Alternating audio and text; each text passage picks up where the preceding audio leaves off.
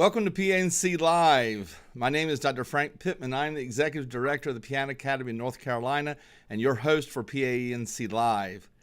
PANC Live is being broadcast from the teaching studios of the Piano Academy in North Carolina in Durham. The Piano Academy now teaches all lessons online. Our students range from 5 to 80, and we teach from beginners through the most advanced. My wonderful colleague, Dr. Elizabeth Davis, specializes in teaching early music and keyboard training in both individual lessons and classroom environments. Her specialties are in teaching piano to adult learners as well as to individuals with special needs, including ADHD and ASD. This is the fourth episode of PANC Live. There might be some technical glitches along the way. There already seems to have been one. But please be patient if they do occur. Feel free to ask questions or make comments during the show. Just type your thoughts or comments in the comment section below, or it might be over there if you are watching on YouTube. So it's either on this side or it's down below.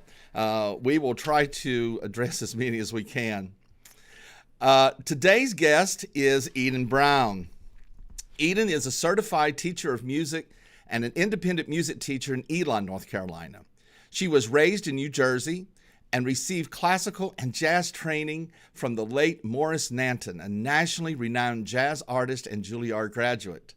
She is also an adjunct instructor of music and university accompanist at Elon University. It is my privilege now to welcome Eden. Good morning, Eden. How are you? Good morning. Good morning. Hello. Good morning. Well, welcome to PANC Live. It's such a delight to talk to you. So always with the beginning of these interviews, I bet the audience would like to know a little bit more about who you are and your training and whatnot. So tell us a little bit about yourself and your family, where you teach, and what are your current positions? Sure.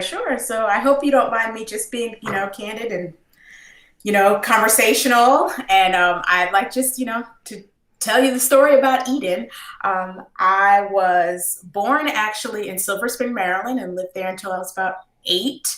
And at that time, it's not in my bio, but I studied with Gerda Bregman, who also was a Juilliard graduate. And I always like to say that because I don't know that I've ever. She was not a well-known teacher in the area, but she taught lots of us. And now knowing what I know about piano pedagogy through training and everything, I realized how great she really was. I started with her when I was 4, and I was playing advanced repertoire by the time I turned 8 when I went to New Jersey. Wow. And so it was looking back on it, you don't know because, we were taking lessons, but my family hadn't taken lessons all along or anything like that. So we didn't really know what we had until much later when I realized, wow, she was doing some really serious work here. So I always like to put a little plug for her, Gerda Bregman, who has since passed, but I will always have a place in my heart for her. So once we moved to New Jersey, I started studying with Morris Nanton, happened to be a family friend, but wonderful, wonderful man, and really had a knack for teaching both classical and jazz. And that really sparked my love for piano starting there. And that's kind of been a trend through the rest of my career, that I've always loved lots of different types of music and lots of different styles of music. Once I continued to take piano lessons, of course. And when it was time to think about colleges, Elon back then wasn't a place that you really heard of. You say Elon and they'd say, where or what school? And then you say Elon University. Oh, where is that? And you say Elon. And they say, oh, well, where is that? Yeah. So it definitely didn't have a prestige, not in the way that it does now. Yeah, absolutely. But I came down here and for a tour, and Dr. Victoria Fisher-Fall was in her office. And I actually, at the time, maybe she was Dr. Fisher, not Dr. Fisher-Fall yet. I think and she just happened to be in her office, and she sold Elon to us, to our family. And, it was an amazing experience. So I studied with her at Elon, got my bachelor's in piano performance, and got a minor in jazz studies with Jan Metzger. Oh, yeah. So again, So again, you see that going through that jazz and classical continuing there. Exactly. And then from there, I decided to do a master's program. I did a master's in music in piano pedagogy at Louisiana State University, and I studied with Dr. Willis Deloney, who also is a renowned classical and jazz pianist. And that was a wonderful experience. I also studied my piano pedagogy training with two. I actually had two, Dr. Victoria Johnson and Dr. Pamela Pike, both of them being OU people. So that's kind of where my training is, the J. McGraw kind of school of thought. Let's see. I'm married to a wonderful man, Torian Brown, who is a sociologist and works at NC State University. And I have a beautiful 2-year-old. Is it time to show everyone? Oh, yes, please show my family. Yes, that's my beautiful family. My little girl with her cheesy grin there. That's my little daughter, Imani, and she is almost 2. Yay! And not pictured in there, I have to say, because we love our pets. I do have a chocolate lab named Bella, and she is 3, and she thinks she's the baby, but she's about 85 pounds. So, yeah. Well, what a beautiful family! Absolutely. Now you mentioned after your master's, you came back to Elon. Is that correct? Absolutely. Yes. So I came back to Elon, and originally, I just decided I was going to start a private studio. And my parents still actually lived in town. They had moved while I was in undergrad. And so I went out and I put flyers in all the neighborhood mailboxes, and I started out with maybe 3 or 4 students that lived down the street. And since then, my private studio, my home studio, Music Life Studio, has grown to about 30 students. And it's just been a blessing to be able to do that, and to have a local studio here in town. Eventually, I did some other things, obviously, because we're musicians, so we often piece lots of things together. But I eventually made my way back to Elon University to teach. I started out by doing some accompanying for the music department and the music theater department, and then in 2013, in 2013, I joined the music department on faculty again to teach piano. So I now teach applied piano. I teach class piano on some occasions, and I also teach piano pedagogy there. So yes. You certainly have your hands full. Yeah, well, that's wonderful. At Elon, I think when we talked, prior to the show, you mentioned that there is the beginning of a piano pedagogy minor at Elon University. Is that correct? Absolutely. I am super excited about this. Good. It's especially, especially special. It's very special to me. Because my love for teaching piano, obviously I love to play when I came to Elon, but my love for teaching started by taking something at that point that was just called the Piano Pedagogy Project. And it was a project of Dr. Fisher Fall. And basically, as piano students, she would teach us how to teach beginner students. And then we had a little student who was typically, the child of a faculty member on campus or something. And we would learn how to teach, through hands-on experience with that student. And that has grown to what you said, which is a brand new minor at Elon. Very nice. Called the Piano Pedagogy Minor. It's been on the books for about 3 years now. But last year, thank you. Last year we had our very first graduate that graduated with the minor. We have several others in the pipeline now, and she also received her national certification through MTNA. Absolutely. So good. Yes, so we are so excited about that program. And if any, I know that you have students that watch this program. If any of you all are interested to know more about that, please feel free to email me. I think my email keeps scrolling. Yes, or you can look me up on the Elon website. That's fine too. But please do let me know if you have questions about that. Oh, that's so exciting. I have two questions about that topic. One, Sure. Just in case there are people who are unfamiliar with the term pedagogy. Sure. Would you tell us a little bit about that term, and why isn't it listed maybe as piano education, which you often will find, right? In a university, you've got music and music education, you've got science and science education. Sure. What is special about pedagogy in relating to music, you think? Sure. So the distinction between music education and piano pedagogy, music education, as you see it in universities and in training, typically is talking about K through 12 school setting education. And so you're talking about, people who want to be in the classroom teaching through public and private schools. Or in school systems. Piano pedagogy, the art of teaching. Piano pedagogy is talking about taking a student and from their formative years and developing them into an artist who is learning how to play specifically an instrument. So it could be vocal pedagogy or something. But in this case, piano pedagogy, where we're teaching them specifically how to learn piano and develop those skills. Right. And specifically with my training in piano pedagogy, although I don't have a graduate degree, I've certainly taken plenty of courses in that field.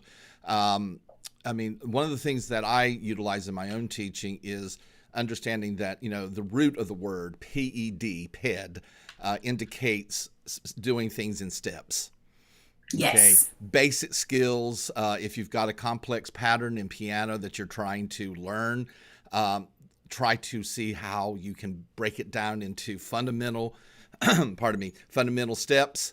Absolutely. Learn those steps first. That I think from all of our teachers, all the way back to the beginning of the, maybe the middle of the 20th century, when this whole concept of pedagogy started to form more and more, there was this increase of study to see how we could learn music from basic patterns, basic skills, and then combine those skills one on top of the other to finally you can get the passage, let's say.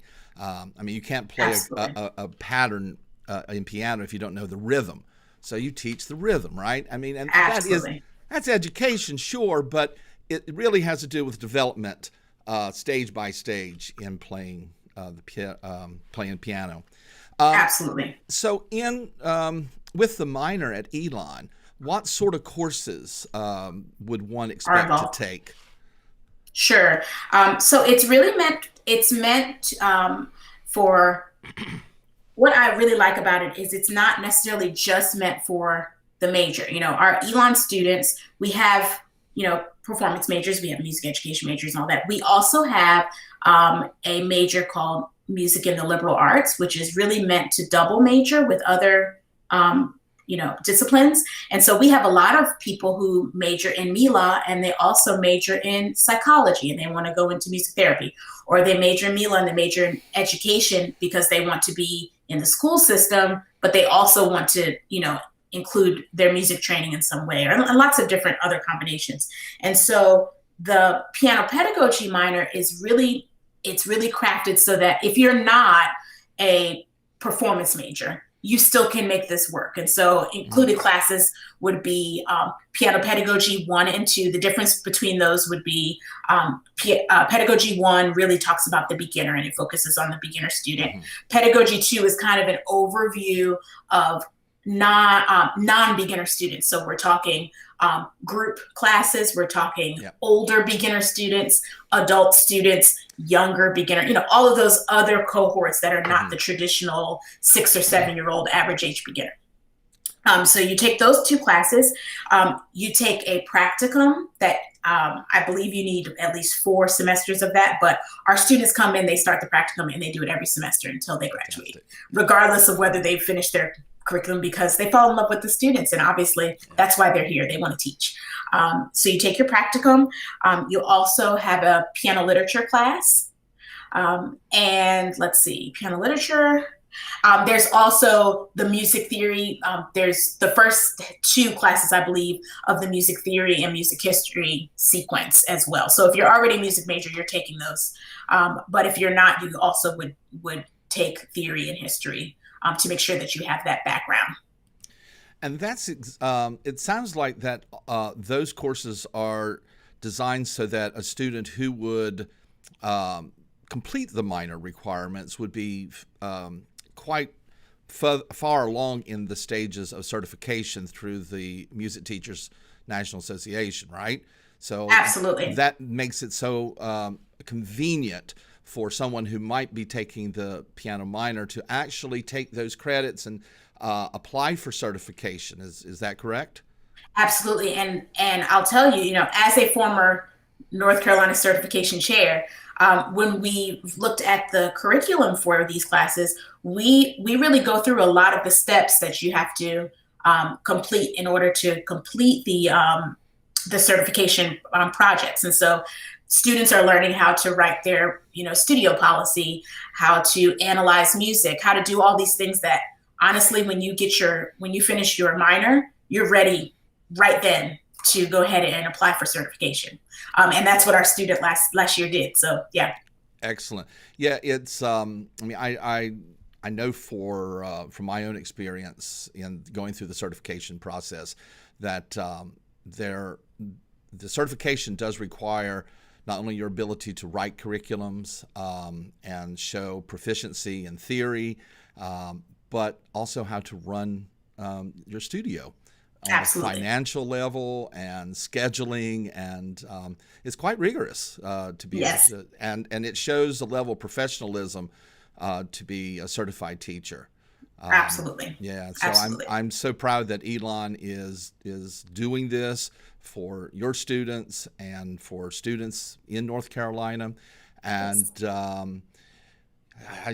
it's just one of the features of Elon that just makes the school so special. It always has been. I mean, I grew up in North Carolina, and I would go to Elon. That's before that, the current music building.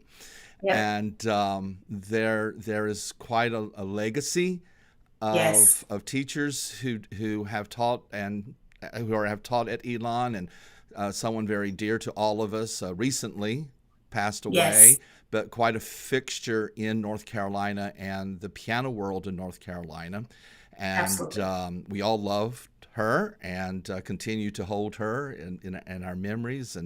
And so Elon has a very special place for the piano world in North Carolina, for sure. Yes, so it warms my heart to see that Elon is taking this forward-thinking step to get students prepared to be professionals, not only professional musicians, but also professional teachers of the instrument, and getting them ability to be certified through the Music Teachers National Association, and then to set them out in the field and bring happiness to students all over the state and of all ages. Because you mentioned that you have two courses, right, in pedagogy, and the second one is focused on group activity, because that's a skill in of itself to teach piano as a group. It certainly is. And also the adult learner. Yes. I mean, the adult learner is, well, first of all, comes to taking lessons with a different, probably, perspective, particularly now during COVID, right?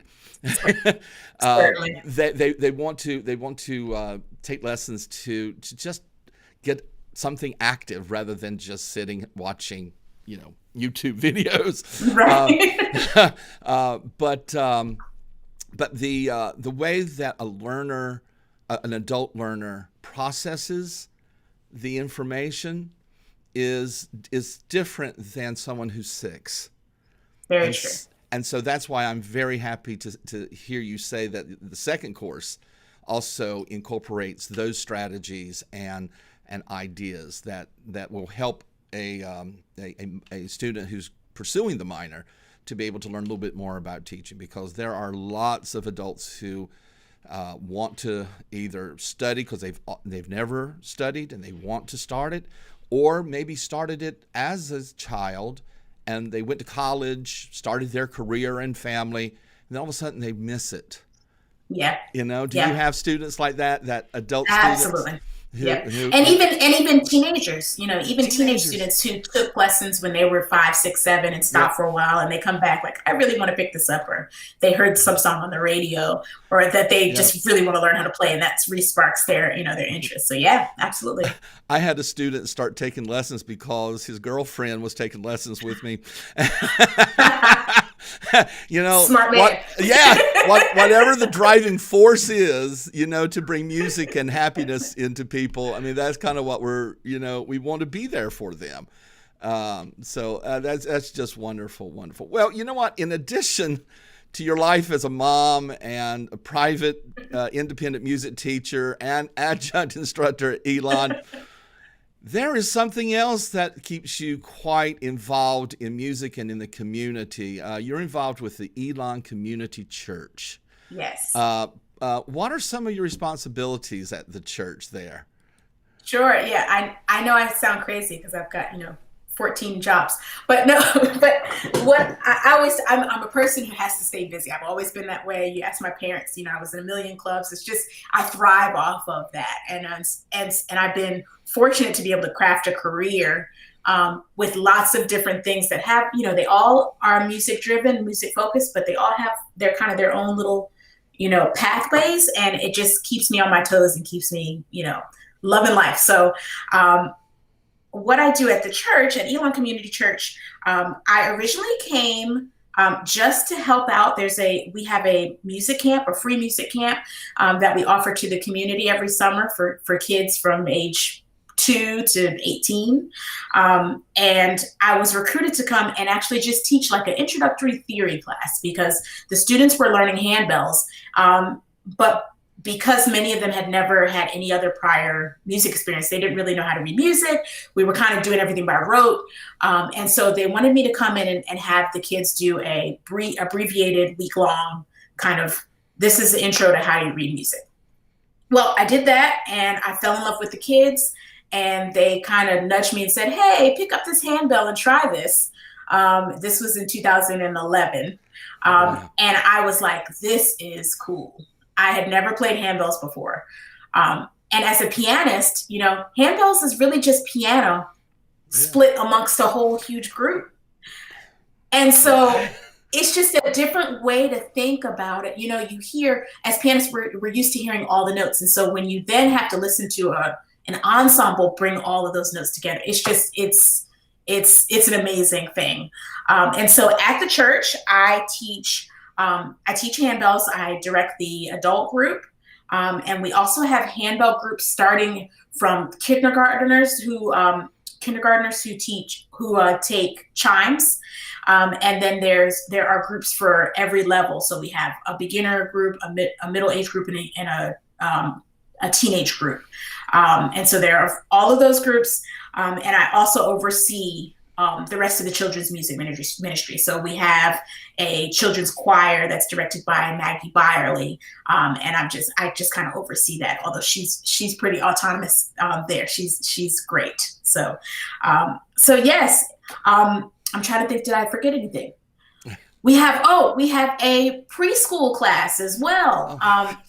Yes, and so in my former years, I took music garden training, which many people have heard of kinder music before. Mm-hmm. Music Garden is another program very similar that kind of came out of that, branched out of that. They kind of split off and have a little bit of different kind of thought process. But because of that, they have a curriculum called God's Children Sing. And so it is based in Christian thought. And so it's perfect for a church setting, but it doesn't have to be used that way. And I've been able to incorporate colored bells, which are kind of play bells, into that program so that once they start that program at 2, and once they get to kindergarten, they've already had some experience with ringing bells, with waiting their turn, so they know kind of how to do that. And they're ready to start the chimes program. So it really has become a machine all the way through the formative years. Yeah, the thing that I don't think I would be a good bell ringer. You make it convincing. You might be after surprised. The show. You might be surprised. Well, Well, for two things. As a pianist is trained, I feel responsible for all the notes. Okay, so I don't know if I could just do one note. Yeah, When yeah, I'm supposed to play that one note and without having the other notes. So people who play, yeah. I have such admiration for people who play handbells. I have a family that studies with me, and the mom is a handbell director, and I'm so impressed by what she can do. And her whole family rings a bell as well, her husband and children as well. And I just don't think I could just be responsible for that one note. I'd be off all the time. I think you would be surprised. I find myself, and my adult group especially, they just make fun of me all the time because I'm always singing.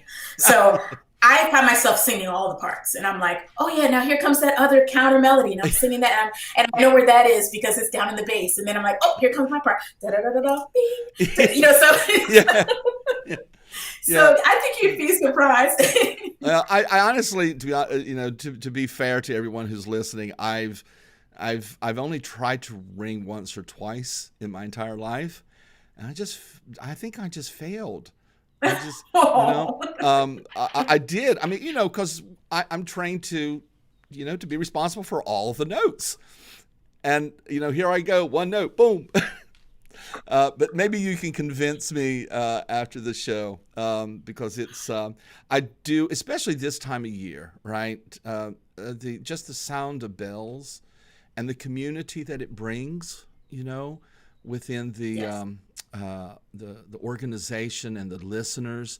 It's a beautiful ensemble, bell Yes, ringing, yes, and yes, thank you so much for introducing that world to the kids.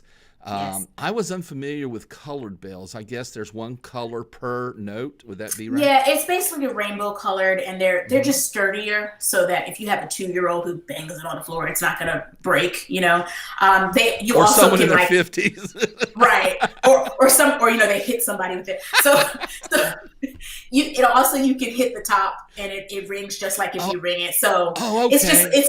it's really a toy, but it's a great teaching tool for really young kids. Yeah. And I'm glad you said about community because during these times we have so very few chances to you know to be able to come together because of everything that's going on. So we are fortunate to have a very large community life center that we're able to spread out and have our tables all across the room and have everybody masked and nobody shares anything. And we were able to have the adult group continue to ring throughout this last semester, which has just been a morale boost. I mean, Oh, I yeah. can't even tell you how much it means to me Mhm. and to all of the ringers to be able to still have that little bit of interaction and be able to make music together, and share it with the community. And so, if anybody,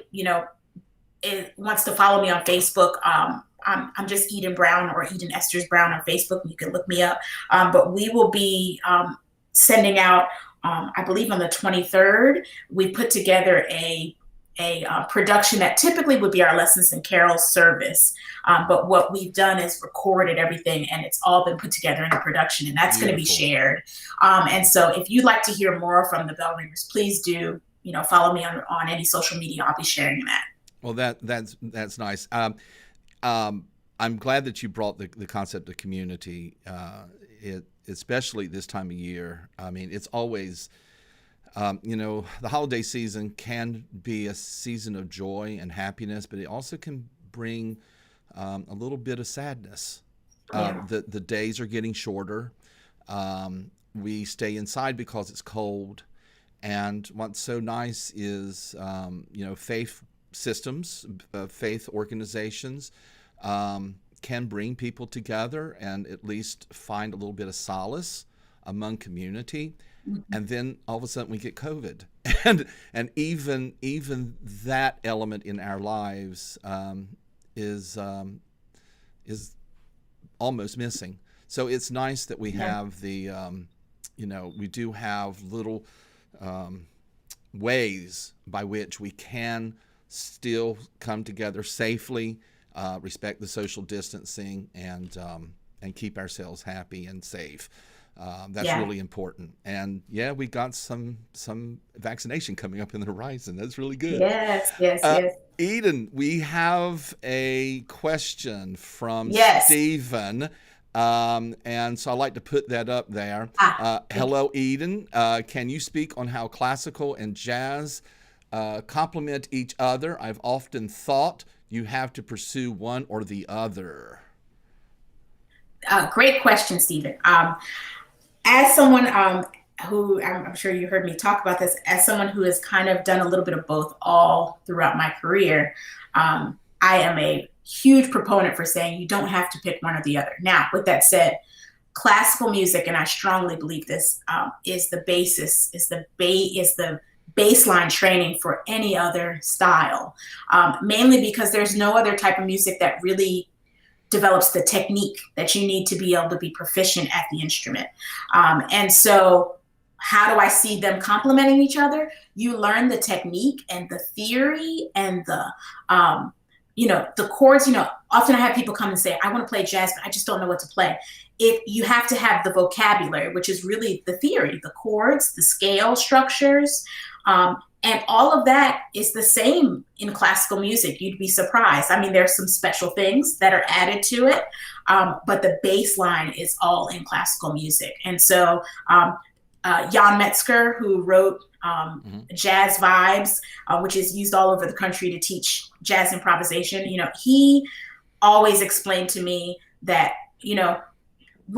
when you watch somebody play jazz, it looks like they're just making up something as they go, right? It's like, it's just in their mind and it just magically comes out. Well, honestly, what's happening is this is someone who has trained to learn all of these structures, all of these scale structures, all of these harmonies, and they've learned these licks and they put them together. And in the moment, they might extemporaneously be putting different structures together, but they're not learning those structures at that point. They have spent the time to learn all those structures. Right. And so it's very similar to the way we go about learning classical music. You're just building that vocabulary and then it's available for your use. So absolutely play both, play everything, play pop, play country, play bluegrass, play anything you want, because all of this music is so rich, the history and, jazz history in this country, that is one of very few things that we can say is our history. Absolutely. It's and so Absolutely. It's just so important. So please do continue to just, to look at both of those genres. Just a little disclosure, Stephen Austin is one of my adult students. So wonderful. Yeah, he's quite a staple here. He writes another comment. I just want to go ahead and add on to it. Sure. You often hear folks start with classical and then move to jazz, but not so much of folks continuing in both. Since you do both, I'd like to hear your perspective on how I like both styles. Sure. As I like both. Sorry. Yeah. I think there are a lot, and I'm not going to, misspeak because I did not write down a bunch of different composers, but I can tell you, especially as you get into the 20th century and beyond, there are a lot of composers, classical composers, who are writing with jazz language. And so if you go and you listen to these, you're going to hear the same chords. You're going to hear the same, those same structures, even though it's written out. And so I encourage you, if you really love it, I really encourage you to look up Willis Deloney. He has several recordings that are specifically about the ties between classical and jazz music. And I think you'll find that really, really interesting as a pianist. Yeah. Eden, will you, after the show, maybe place these names in the comment section? I absolutely will. Let me write it down because I'll forget. That would be great. So that anyone who's watching a rebroadcast of this morning's show can follow through. While you're doing that, I will tag on to your comment about knowing theory. There is a great video on YouTube.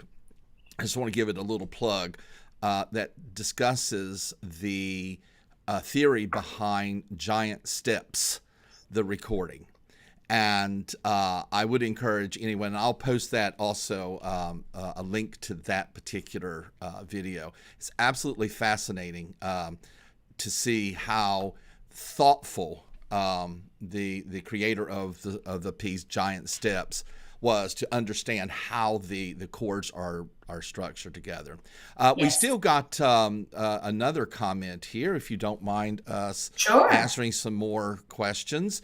Again, this is disclosure. This is one of my students and also family. He is my niece's husband. He's also my piano student, and his daughter Abby also studies with me.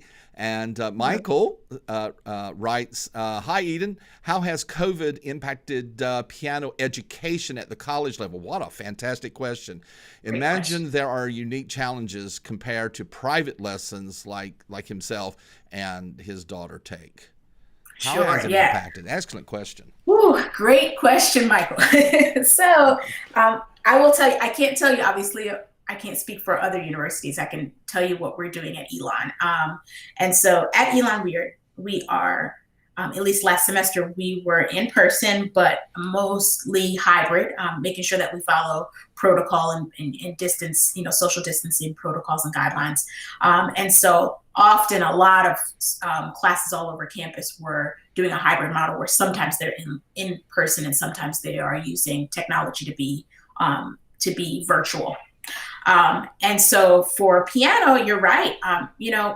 Applied piano is very much like a private lesson you would take with Dr. Pittman. So what we're doing, because as you know, you can't be real close and right on top of each other, during these times. And so what we've done is we transformed our studios, my studio and my other piano colleagues' studios on campus, into a recording studio or a lesson studio. And so our students go to our studio and there's all kind of videos and cameras and everything. And I'm actually teaching from my home studio. And so I'm watching them and I've got lots of different angles and everything at home as well. But what I found about this, when we first figured out that we were going to have to do it this way because of space, we said, this is, we wish we could be in person. It's just something about, that all hands-on experience. And what we figured out is it is so much easier to be able to see, versus let's say we were on campus and we found a really big room and the student was on stage and I was all the way in the back. There's no way I could give them that hands-on. I can really see up close what you're doing. But now, we've got all of these cameras. I'm able to, zoom right in on their hands. If I need to show them something, I can go right to my hand and they can see, or my foot for pedal technique. And we have found that it's been extremely successful. So many of my students are continuing to take lessons next semester, even though they know that we're potentially going to be, at least for next semester, doing the same format. They have talked about how much they've gotten out of it. And so we've really been able to make the best out of the situation. Obviously, we know that being in person would be better, but we've got to do what we have got to do right now, and we've been able to figure out a way to continue. Are you teaching your private studios remotely as well, online? I am. Okay. Yes. Yeah. Yes. We are too, for the moment, and we have to stay safe as best we can, but still keep the joy of music in our lives. I did want to say there's one more comment I don't want to overlook, and that was Stephen. Thank you, Stephen. He says, "Thanks so much. I'm inspired." And I'm glad you are. I'm so glad. It's having music in our lives and piano is just so enriching. And I personally, just my own little thing, I don't think I could live without music. And I know that there are plenty of people who feel that way. They may be in other fields of study, but music, either listening to it or singing it, it's just so rewarding. And one of the topics that you and I have not talked about today, but I do want to sort of also share with the audience a little plug for yourself. We've not mentioned this, but you are the piano teachers chair of the North Carolina Music Teacher Association. So in addition to everything else that you're doing, you have that administrative responsibility as well. And that is a volunteer position that you do. And so again, kudos to you. I think we need to just share one more viewpoint of your family, because that is what centers you. It's what drives you. And can you share with us about something that's special that's going to be happening coming up in your family, or later? Later. Later. Okay. All right. All right. Follow me on Facebook and social media, and you'll find out soon. Well, that is so wonderful. Well, Eden, thank you so much. It's been a joy to talk to you this morning. Being a guest on the show involves coming in at a different time, you and I having a tech dress, getting all the kinks out to make sure we know how all of this works. And so it's more than just showing up nicely on a Saturday morning. That in itself is, if you're not teaching, that is an extra step that you had to do and all the other guests have had to do. So it means so much to me that you have taken time this morning to share about you and your passion for music and teaching, your work at Elon University, which is a great school. So if there's anybody out there who's interested, plug to Elon, wonderful school. And your work with your church community, and of course back to your family. So thank you very much for joining me this morning. I'm loving these comments, and please, if you could add those names, and I'll also put things on about the video. And if anyone who's listening now that wants to add comments after the show, you're welcome to do that. And I'll pass on the information to Eden. We have last show's, let's see, Margaret Louise Norwood, who was our guest 2 weeks ago. She says, thanks so much for today's discussion. Happy holidays to all. Thank you. Happy holidays. Louise. Yes, absolutely. Well, Eden, thank you very much. Frank, thank you. Thank you so much. It was a pleasure. Thank you. It was such a delight, and I hope other people will be able to watch the video who may not have joined us live. And it will be on Facebook, on the Piano Academy's Facebook page, as well as the YouTube channel. So it's being broadcast over 3 different platforms. So thank you. You have a good morning with that. Thank you. You too. You're welcome. Bye-bye. I just want to thank everyone from Facebook and YouTube Live who joined us for the 4th episode of PANC Live. I want to extend my deepest gratitude to Eden Brown for joining me. If you're watching a recorded rebroadcast of this show and would like to ask Eden a question, then please leave a comment below. We would be sure that she will receive your thoughts. Thank you again for joining us for our 4th show. Keep watching for future shows. We would like to have a show every 2 weeks on Saturdays at 9 a.m. Our goal is to introduce you to the pianists, piano teachers, and piano students who live in the great Tar Heel state of North Carolina. We will not broadcast a show on January 2nd, however, but we will resume PANC Live on January 9th. Our show on January 23rd will be a celebration of the Durham Music Teachers Association.